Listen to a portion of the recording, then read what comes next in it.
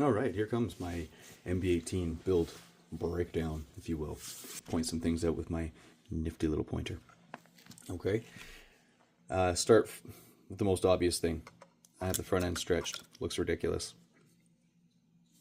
I didn't want to go that far with it, but with the parts that are available, and honestly, I'm going to point out why I went as far as I did, and hopefully this makes sense. So, with this suspension setup and trying to stretch out the front end, if you want to keep a low center of gravity, you need to run a shorter upper link.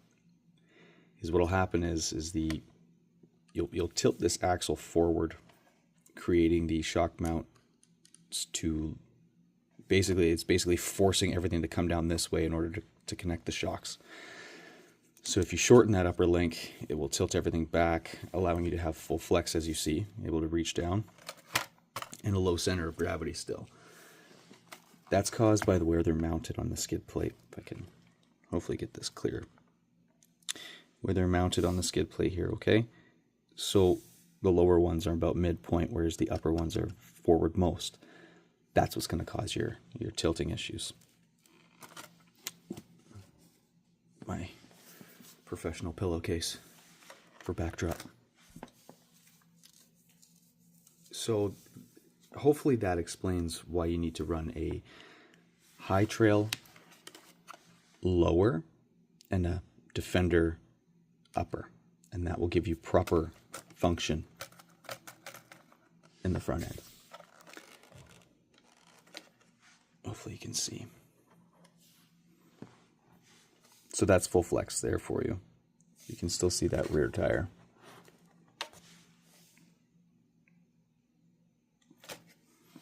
Okay. And hopefully I made that clear. It's really difficult to try and explain through a text. 59mm shocks on this bad boy. I got the Endura Klingons on the anodized rims 1.3. I'm going to be putting brass rings and swapping out for these a little bit beefier DJ Crawler tires. I'll keep the anodized rims because they look good on this build. I'll use this on something else. I don't think I told you about the tummy tuckers. This is just filing cabinets, dividers that I chopped up, grinded down.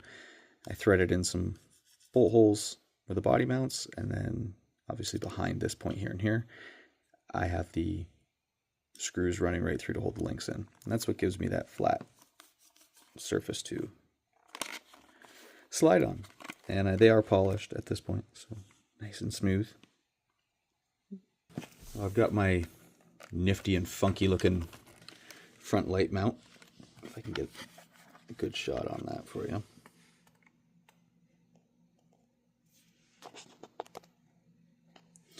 So I've used the ball ends, brass ones, in order to kind of shift and maneuver this light out of the way.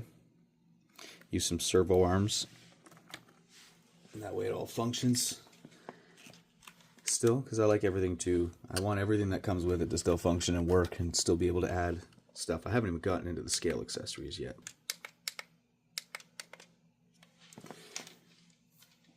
All the light switches hooked up.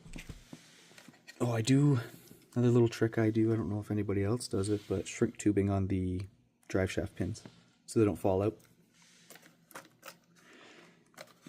Oh, let's take the body off. Wiring. So for the wiring,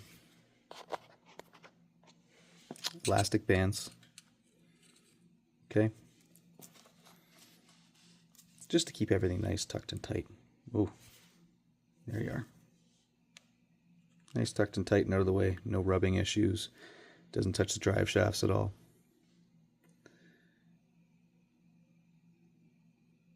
Sorry, I'm having a brain fart while I mouth breathe here. I zip tie the wiring to the cage. Another little trick that I just figured out too. Those pesky Endura sensors, although they are awesome, super long wiring, so I pigtail them and put heat shrink tubing on them. Keeps them nice and clean. Battery is a 1100 milliamp 2S battery. Rock lights. Ooh, rock lights. I'm always asked about rock lights. Hopefully. They are simply mounted into, where is it? There it goes. Into the shock, into a spare shock mounting hole. Can there focus? I do put extra hot glue in there because those wires tend to break. I also hot glue where that goes in because that breaks a lot as well. And yeah, that's the build in a nutshell. If there's anything else I missed, please ask me in the comments section and I'll happily answer. I just really like helping people. And I like seeing, the guy on Instagram actually sent me, goes, "You inspired this build." And I can't tell you how honored I was to hear that. That made me feel great. That's wow. Said that I gave him the secret combination, how the links work up front, and he built this gnarly looking IR40. I think it looks great. It made me feel wonderful because that's exactly why I post these videos, is to help and inspire, and I watch your guys' videos to get inspired. So it's part of this community, and that's what I like about it. So anyways, I hope that helps. I hope that gives you guys anything you need. Any questions, again, just throw them in the comments. And yeah, look forward to seeing what you guys do. Take care.